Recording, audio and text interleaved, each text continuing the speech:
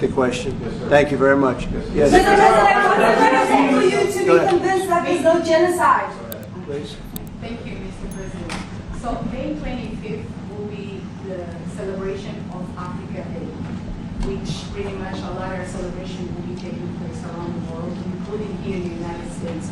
What is your message to the entire African continent, African people in this important occasion?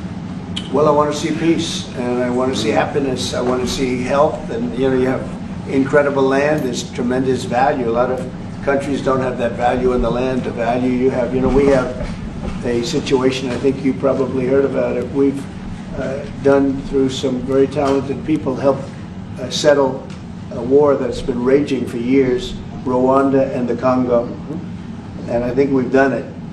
Believe it or not, I think we've done it. And could you just say a few words about that, my friend? Yes. A couple of weeks ago, we signed. The two parties signed a declaration of principle, in which they agreed on the way forward, and they have both submitted draft peace agreements, and we have put together one that incorporates both of their suggestions, and we've given it to them. So we're in the process of finalizing Looking this. Good, right? Looking very good. No, we have to thank you for even those efforts, because the African continent, particularly SADC, our Southern African Development Community, has for years been seeking to foster peace in the Democratic Republic of the Congo. So all efforts, including those from outside the continent and inside the continent, are really worthwhile. We are removing our troops from there so that peace can then prevail in that whole area. And we hope that with the support of the international community, we will really have peace in that area. It's so vital, it's so important for the whole region. Well, we sent our people there, and I think we did a very good job, as headed by my friend, and that was great. That was great. I mean, I'm just hearing phenomenal reports, because all I'm hearing is death, and they're chopping heads off, and it's horrible over there.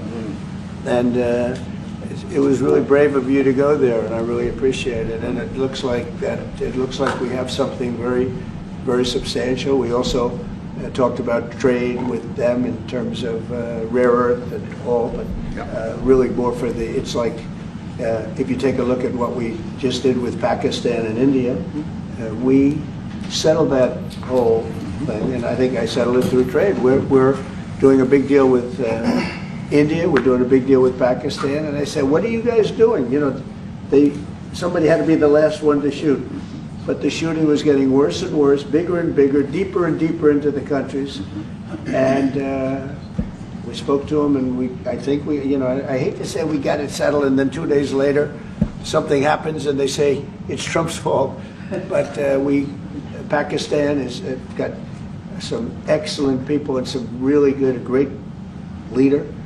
And India is my friend, Modi. And he's a mutual friend. Yeah, he's a great guy. And I called them both, and we just did something good. We're trying to settle Russia, Ukraine.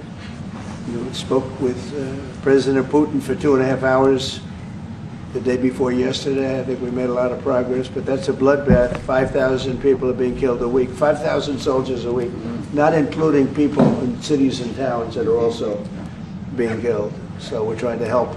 And it doesn't affect us. It's not our people, it's not our soldiers, it's Ukraine and it's Russia, but if we can save 5,000 souls, we'll do it. We're pretty good at it. But that's a bad situation. That is a really bad situation. Well, you'd recall when President Zelensky was coming to South Africa, that's when I spoke to you. That's right. We both agreed that we need to push the peace message so that there can really be peace. And we've been involved in the Ukraine-Russia conflict for quite a while. Through my Minister of State Security here, we've been dealing with them, the exchange of children who were taken away, going through names and addresses and all that. So we've been invested in that whole process as well. And the moves that you're making are fully supported by us, because we would like to see the end of that war. It's true. I called Zelensky, and they said, he's in South Africa. I said, what the hell is he doing in South Africa? He was talking to We us. got this big. That's a strange one. I said, what are you doing in South Africa? Yes. That's a strange one. He's trying to make peace. Or we He's doing taking something. him. You know, we were lucky because we had the great Nelson Mandela, who taught us how to create peace, to make peace. So we were imparting some of those lessons to him, some of those learnings, and I specifically mentioned to him that this is how Nelson Mandela taught us that when you want to have a peace in a country, do it on an unconditional basis and sit down and talk. And that's precisely what I'm sure he's going to heed. Well, we're going to see what happens with that one. It's there's a lot of hatred. Yeah. There's a lot of death. It's a bloodbath.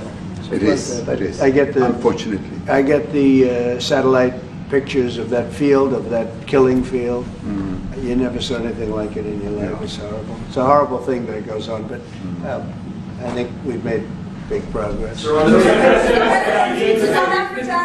Yeah, please, go ahead. Thank you, Mr. President. No, not you. Right here. He's from South Africa. Go ahead, please. What are you expecting on the ICJ case? Are you expecting South Africa to drop that? Is that what you're trying to On which case? The ICJ The International case is Criminal Justice. International Criminal Court. I don't expect anything, to be honest. I really don't. I don't know. It's they've got a case. There's a lot of anger there, tremendous anger. I don't expect anything. We'll see what happens. We'll have a ruling, and who knows what the ruling is going to mean. Yeah. On that subject of Gaza, Mr.